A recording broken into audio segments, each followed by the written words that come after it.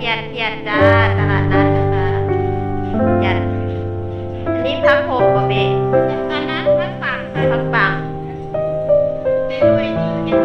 ยันเด้อพี่น้องเด้อ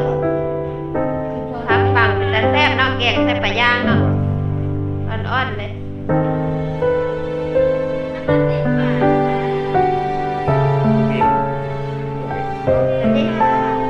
อันนี้ส้มป่าบ่เบะแมงดาโอ้เป็นแต่แซ่บเนาะคนแมงดากับมีนะพี่น้องคนแมงดาบอกแมงดาสดๆเลยเมื่อปรุงเอาเนาะหอยกับมีนะพี่น้องเด้อหอยเชอรี่มากอย่างเบลเมาบ่เมาค่ะเมาเด้อพี่น้องเด้ออู้ยอาหารป่าธรรมชาติเลยนะคะเยอะแยะมากมายกุ้งเต้นก็มีกุ้งเต้นหมูเด้อพี่น้องเด้อมีแต่ตัวใหญ่ๆเลยพี่น้องเป็นตาแซ่บนะสุดละ50 บาท25 บาทเลือดแปลงเด้อพี่น้องเด้อสดๆใหม่ๆเลือดหมูบ่สดใหม่ๆเด้อพี่น้องเลือดแปลงจ้านี่เด้อพี่น้อง50 บาทป้าๆเลยตัดของ50เด้อพี่น้องเด้อเมียนเด้อพี่น้องเด้อขออนุญาตถ่ายได้เด้อบ่าวเด้อมากสิดากับมีเด้อ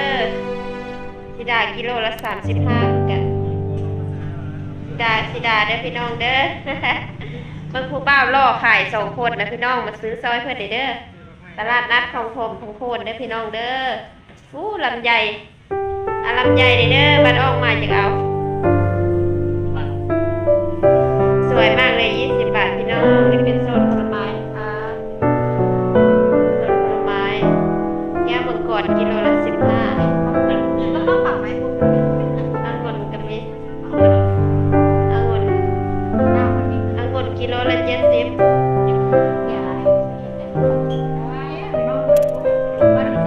ร้านผลไม้นะคะตลาดนัดของผมทุกคนประมาณนี้นะคะพี่น้อง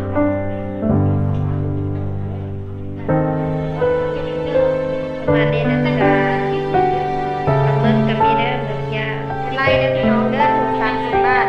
ทำไมไล่สดๆนะคะหามาที่ไหนทำไมไล่ถูก30 บาทเลยนะมา30เลยมาจับปูเลยไม่ไหม้เลยนะคะทำไมไล่ปลาเด้อพี่น้องเด้อปลาเสื่อมบ่เบะนี่ปลาเนื้ออ่อนปลานางเด้อพี่น้องเด้อปลาลดปลาลาดแบบนี้ปลาลาดบ่ถูกแล้วเท่าไหร่นี่150นะพี่น้องปลาลาดจ้าเอ๊ะสะอาดมากเลยทอดใส่ถุงเรียบร้อยรับรองทุกคนไม่จับปลาใหญ่มากเลยปลาใหญ่นี่ใหญ่เลยยอดเลยหัวให้เรียบร้อยพี่น้องพร้อมทานมีหมูนาด้วยปลาเด้อพี่น้องเด้อสะอ่อนปลาจ้า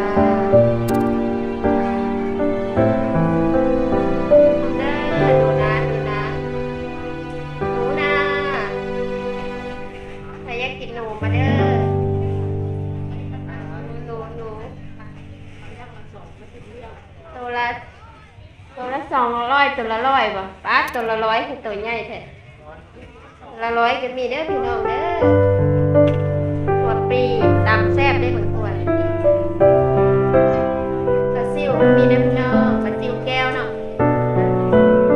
หอยเชอรี่เยอะมากเลยหอยเชอรี่ปลาซ่อนครบเลยเนาะพวกครบเด้อพี่น้องเด้อพวกครบเอาละแม่เบ๊ะปูเด้อพี่น้องเด้อปูต้มให้เรียบร้อยเหมือนหอดจวดเลย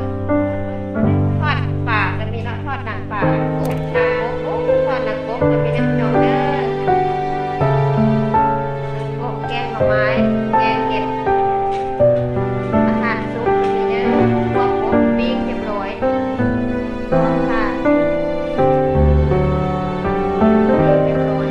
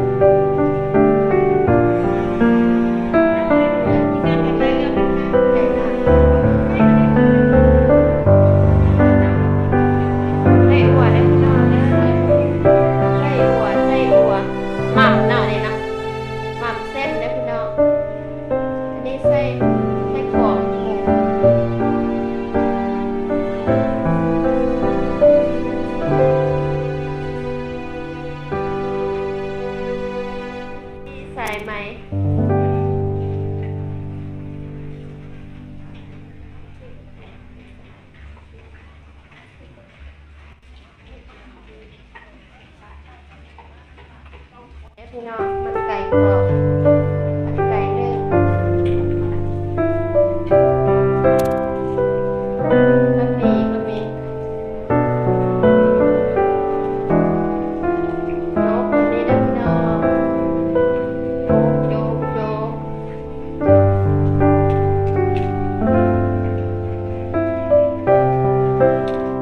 50 บาทรอไข่ได้พี่น้อง50 บาทลืมบอกย่าข้าวกระถางเมื่อนั้นอาทิตย์ที่แล้วนี่จำได้มาเนาะไม่ก่อนไม่พี่น้องมันไปทางโซนคนละประมาณนี้ไข่เยอะมากเลยพี่น้องร้องไข่ร้องไข่ร้องสี่ห้าเนี่ยออกมาเป็นขนมกินเล่นจะมีด้วยพี่น้องเด้อเกี๊ยวทอด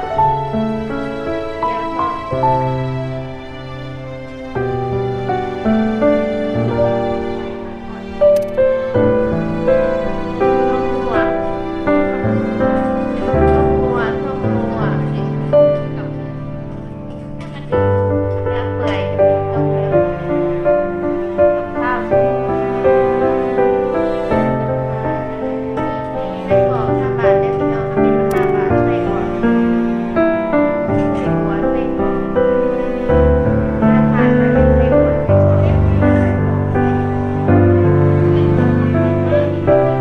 แบบมีได้พี่น้องเลยละ50 บาท5 บาทจาน5 บาท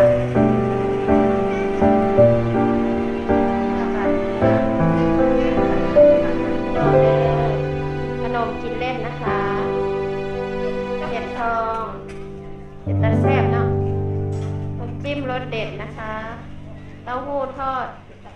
ไม่อย่างนะเผือกว่ะเผือกได้พี่น้องเด้อเผือกจะมี เราจะไปแจ้งความ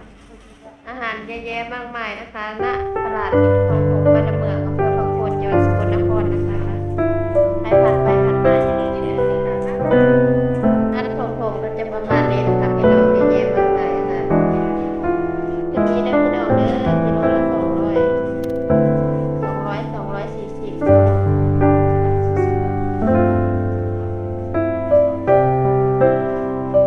อยก็มีหอยนางรมกุ้งดอง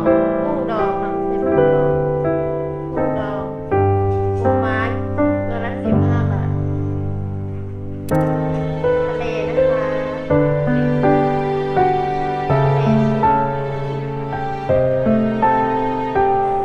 เอาไปย่างเด้อพี่น้องเด้อไหม้ๆร้อนๆเลยจุดจวดเลยวันจวดเลยย่างจ้าครบเด้อพี่น้องครบเด้อครบเบิดเลยมัน150เด้อพี่น้องเด้อไส้อั่วจิ๋วอร่อยมากนะปิ้งมากกล้วยที่สวนก็มีแล้วถ้าได้นี่กล้วยนี่ชาวบ้านเป็นพี่น้องบ้านใหญ่เลยใหญ่มากอันนี้พี่น้องเด้อเป็นกลุ่มเลี้ยงเลย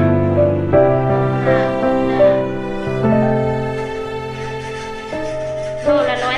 กว่าบาทโลละ150เด้อพี่น้องเด้อน่าทานมากเลยแซ่บถั่วดินเด้อพี่น้องเด้อถั่วดินถุงละ20 บาทบ่เบะ ว่าต้มถึงว่าข้าว ถุงละ20เด้อพี่น้องเด้อถั่วต้มให้เรียบร้อยเฮ็ดสูตรรวมของเฮ็ดเด้อพี่น้องเด้อนี่เด้อ เรียนกับผู้หญิง เฮ็ดนางฟ้าเด้อนี่เฮ็ดขาวอันนี้เฮ็ดขาวเลยเนาะเบะอันนี้เฮ็ดขาวเด้อพี่น้องเด้อสวยมากเลย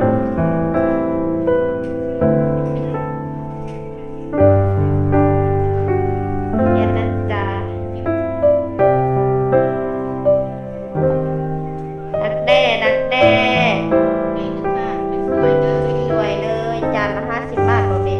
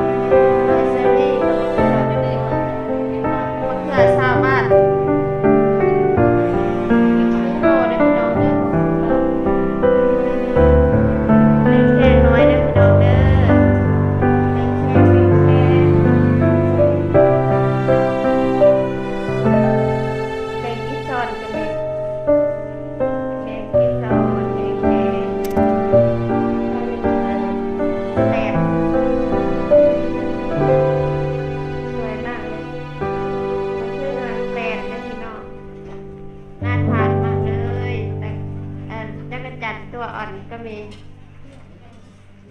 อาหารป่าด้วยพี่น้องแมงแคงตัวใหญ่มาก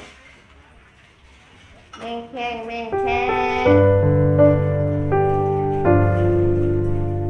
ตาสะอ่อนอาหารตามฤดูกาลด้วยพี่น้องเด้อน้องหัวเมื่อยน้องหัวก็มีเด้อพี่น้องเด้อไก่บ้านก็มี160 บาทไม้ไล่ก็มีไม้ไล่จ้า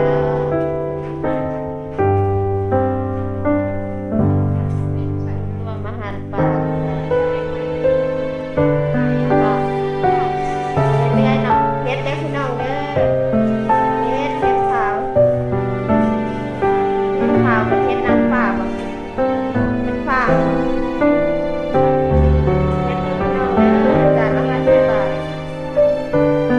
จานละ50 บาท50 บาท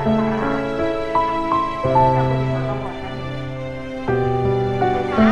จะพลังเด้อพี่น้องเด้อกินละ80กิโลละ80ป้าคิดถึง80มันเสียจังขนาดนี้มันใช้ว่าแต่กินได้บ่ได้ไก่กินก็เทือนกันเนาะแต่แซ่บเนาะเรียกว่าจะพลังเด้อพี่น้องเด้อ80 บาทจะพลัง10 บาทแก้วมังกรกิโลละ10 บาทองุ่นลายเม็ด60 บาทขออนุญาตถ่ายเด้อองุ่นเด้อพี่น้องเด้อทุเรียนผู้ใหญ่มากถูกเลย อันใหญ่ๆนี่400ทุเรียนเด้อพี่น้องเด้อใหญ่มากอันนี้100 บาทกิโลละ100นะกิโลละ100 บาทนะพี่น้อง100 บาทนะคะกิโลละ100 บาททุเรียนหมอนทองเลยถูกมากทุเรียน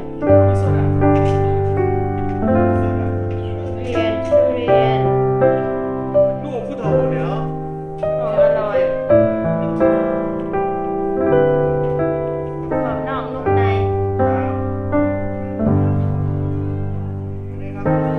สะอ่อนนะพี่น้องเนี่ยพี่น้องกล่องละ30 บาท30 บาท20 บาทได้พี่น้องเด้อลงเล่นนะคะร้อนๆใหม่ๆเลยพ่อค้าแม่ค้าทุกท่านค่ะเป่ายักษ์เป่านึ่งนะพี่น้องร้อนๆเลยมีโค้กกับตลาดเก็บเลยพี่น้องแพ็คละ100ค่ะแพ็คละ100ลูกนึง20 บาทแพ็คละ100เลยพี่น้องใส่กินเลยค่ะ มีไส้หวานไส้เค็มกับไม่20 นะ กินข้าวท็อปสวยนะพี่น้อง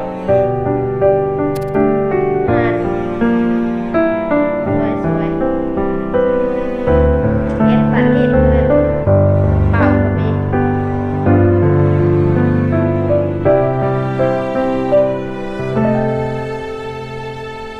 สวยมากตะพาร้านจิ้มได้ป่ะจิ้มได้ถึงเราเลยนะ บริษัทต่างๆเนี่ย ดีเนาะอินทผลัมได้พี่น้องไม่ใส่น้ำตาลไม่อ้วนเด้อ 20 บาท3แพ็ค50บอกโอ้เรียบร้อย ครับ อันนี้ซิมซี่บ่เนี่ย ครับ ซิมอย่างเดียวซิมจนอิ่มละ